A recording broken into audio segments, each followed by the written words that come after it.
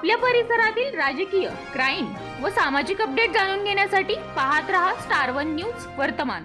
आज आपण बातमी पाहणार आहोत सांगली जिल्ह्यातील कडेगाव तालुक्यातून, जिथे सरकारी कार्यालयात कामासाठी येणाऱ्या नागरिकांना वारंवार हेलपाटे मारावे लागत असल्याची गंभीर तक्रार समोर येत आहे। सांगली जिल्ह्यातील कडेगाव तालुक्यात तहसील कार्यालयात दररोज खेड्यापाड्यातून मोठ्या प्रमाणात नागरिक विविध कामांसाठी येत असतात। रेशन कार्ड असो, रहिवासी दाखला असो किंवा उत्पन्न दाखला, शेतकरी पीक विमा किंवा इतर शासकीय कागदपत्रांची पूर्तता, कोणतेही काम असो, नागरिकांना तहसील कार्यालयाची पायरी चढावीच लागते।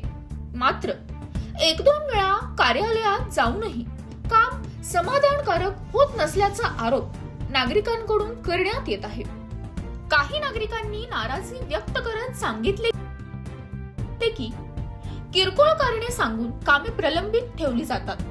वर्षानुवर्षे क्षुल्लक कारणांसाठी कार्यालयाचे उंबरठे झिजवावे लागत असल्याची खंत त्यांनी व्यक्त केली आहे। इतकेच नव्हे तर तहसील कार्यालयातील पुरवठा विभागातील काही अधिकाऱ्यांकडून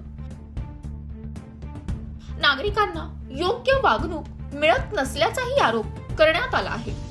सरकारच्या विविध योजना गरीब आणि गरजू नागरिकांसाठी जाहीर केल्या जातात, मात्र त्या योजना केवळ कागदांवरच राहतात आणि प्रत्यक्ष लाभार्थ्यांपर्यंत पोहोचत नाहीत असा सूरही नागरिकांतून उमटत आहे।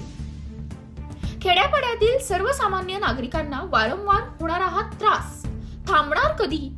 प्रशासन याची दखल घेणार का? आणि नागरिकांना न्याय मिळणार का, हे पाहणे आता महत्त्वाचे ठरणार आहे। प्रतिनिधी प्रीती गायकवाड। अशा बातम्या पाहण्यासाठी आमच्या चॅनेलला लाईक, शेअर, सबस्क्राईब करा।